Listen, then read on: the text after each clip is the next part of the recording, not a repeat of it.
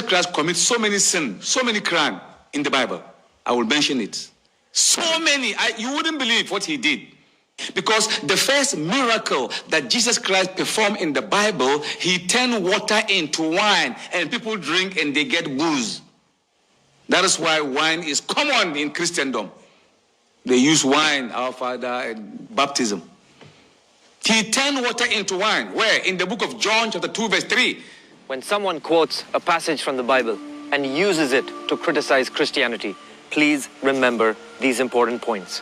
They're using deception to make you believe in their conspiracy agenda. They're putting 3D glasses on your face and making you look at an illusion, and you're believing in the illusion. Wake up, Christians, and read the Bible for what it actually says here.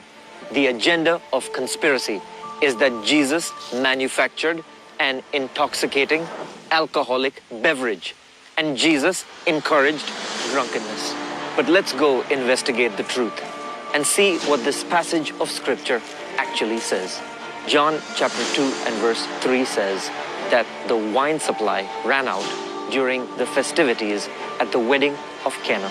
John chapter 2 and verse 6 says that nearby stood 6 stone water jars, the kind used by the Jews for ceremonial washing, not the kind used to make wine. Clay pots were used to make wine, not stone jars. John chapter 2 and verse 7.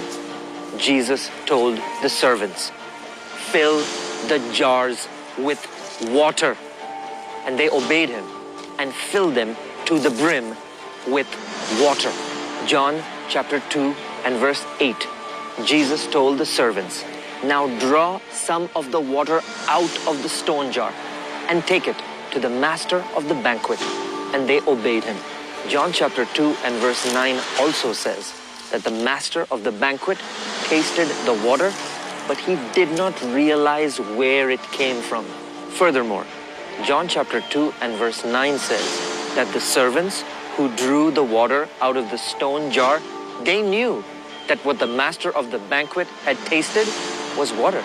In John chapter 2 and verse 10, the master of the banquet called the bridegroom aside, and he told him, "You have saved the best for last." So a careful study of John chapter 2 from verse 1 to verse 11 reveals to us that Jesus asked the servants to fill the stone jars with water.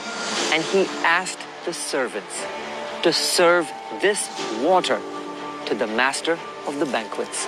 And this water that the master of the banquets drank tasted better than anything else that he had ever drunk before.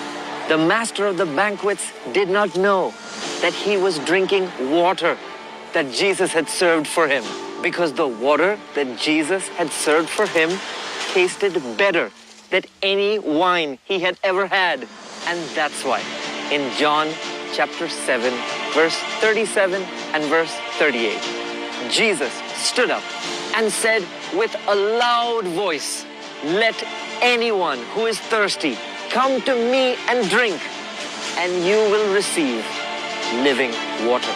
The master of the banquet thought that he was drinking the best wine ever, but he was actually drinking living water served by Jesus.